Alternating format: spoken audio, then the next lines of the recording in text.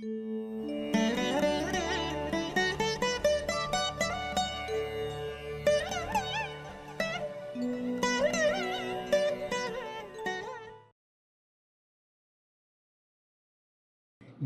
Channel நேயர்கள் அனைவருக்கும் இனிய நல்வாழ்த்துக்கள். எல்லோரும் நன்றாக இருப்பீர்கள்.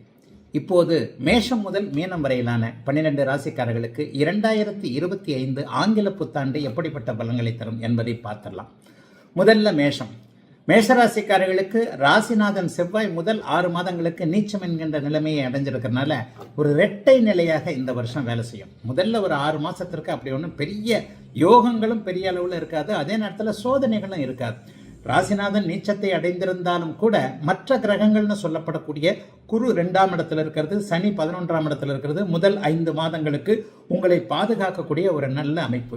ஐயா ஒன்று நிறைய பேர் பயமுறுத்துறாங்களே, வீடியோக்களில் பார்த்தா மேஷராசிக்கு 7 சனி ஆரம்பிக்குது, அப்படியாக்கும் இப்படியாக்கும்னு சொல்கிறாங்களே, அப்படிங்கிற அமைப்பு கூட இப்போ மேஷராசிக்காரர்களுக்கு மனசில் ஒரு லேசாக ஒரு பயம் இருக்கக்கூடிய அமைப்புகள் மேஷராசிக்காரர்களுக்கு இந்த வருஷம் உண்டு.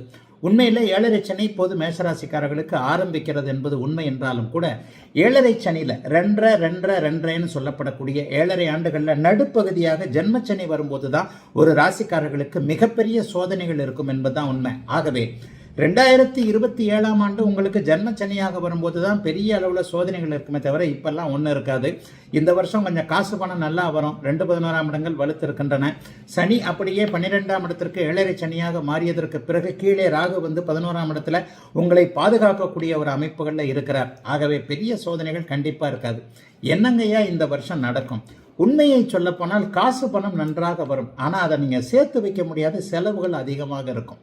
ஏனென்றால் 12ஆம் இடத்துல விரயச்சனி போகிறார், அசுப செலவுகள் இருக்கும். நல்ல விதமாகவே சம்பாதிப்பீங்க. அப்படியெல்லாம் பெரிய சோதனைகள் பெரிய வருமான இழப்புகள் எதுவும் இருக்காது. உண்மையை சொல்லப்போனால் அளவுக்கு அதிகமாக ஒரு சம்பளத்தை விட ஜாஸ்தியாக ஏதாவது ஒரு வழியில் பணம் வரத்தான் செய்யும். வேலை தொழில் வியாபாரம் போன்ற அமைப்புகள் ரொம்ப நன்றாகவே இருக்கும். ஆனால் அதை நேர்மையான முறையில் சேர்த்து வச்சு ஒரு வீடு வாங்கணும் காடு வாங்கணும் என்கின்ற மாதிரி ஒரு நல்ல செலவுகள் செய்ய முடியாமல் விரைய செலவுகள் இருக்கக்கூடிய ஒரு ஆண்டாக 2025ஆம் ஆண்டு இருக்கும்.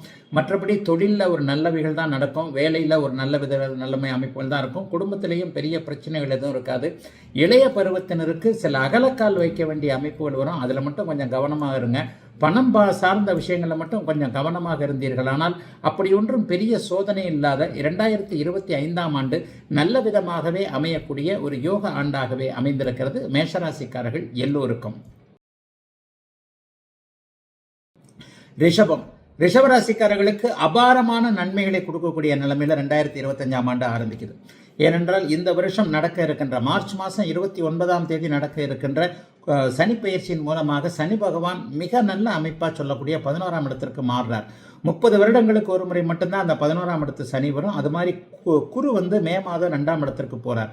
இந்த 2 அமைப்பும் ரிஷபராசிக்காரர்களுக்கு அப்படியே தாலாட்டு பாடுகின்ற அருமையான ஒரு அமைப்பு, தொட்டது தொடங்கக்கூடிய நல்ல அமைப்பு, தகரமும் தங்கமாகும்னு சொல்லுவோம்ல, அந்த அமைப்பு இப்போது இருக்கிறது.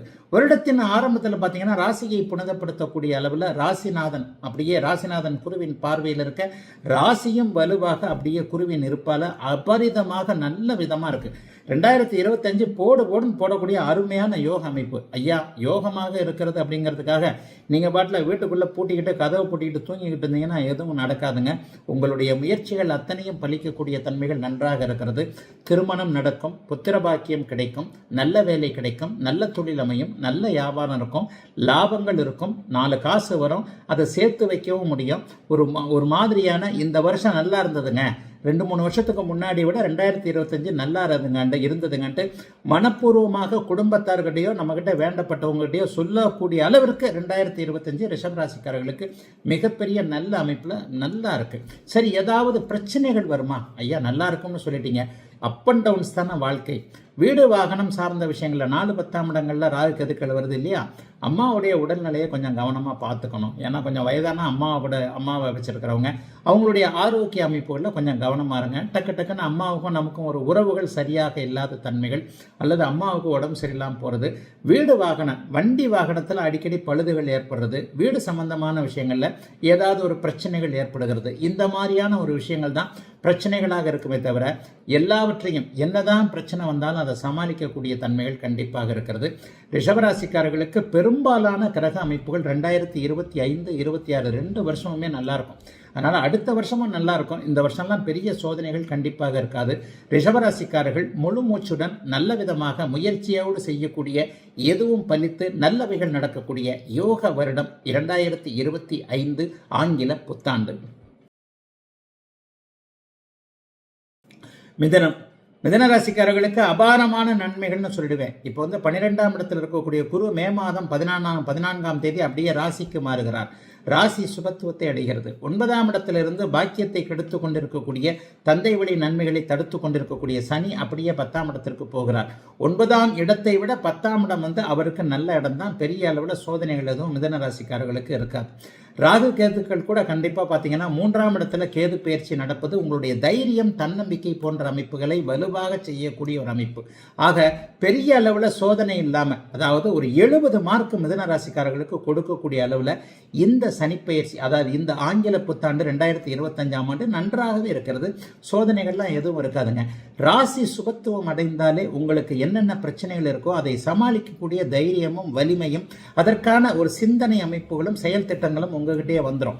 அடுத்தவங்கெல்லாம் அவங்க பிரச்சனையை தீர்க்கணும்னு அவசியம் இல்லை. உங்களுடைய பிரச்சனையை நீங்களே தீர்த்து கொள்ளக்கூடிய அமைப்புகள் இந்த வருடத்தின் மே மாதத்திலிருந்தே அப்படியே நல்ல விதமாக ஆரம்பிக்கிறது. 3ஆம் இடத்தில் இருக்கக்கூடிய கேது முயற்சிகளை நல்ல விதமாக பலிக்க செய்வார், புகழடைய செய்வார், பெயரடைய செய்வார், நல்ல அறிமுகங்களை கொடுக்க செய்வார், நல்ல வாய்ப்புகள் கிடைக்க செய்வார். அந்த வாய்ப்புகளை அப்படியே நல்ல விதமாக உபயோகப்படுத்திக் கொள்ளக்கூடிய தன்மைகள் உண்டு.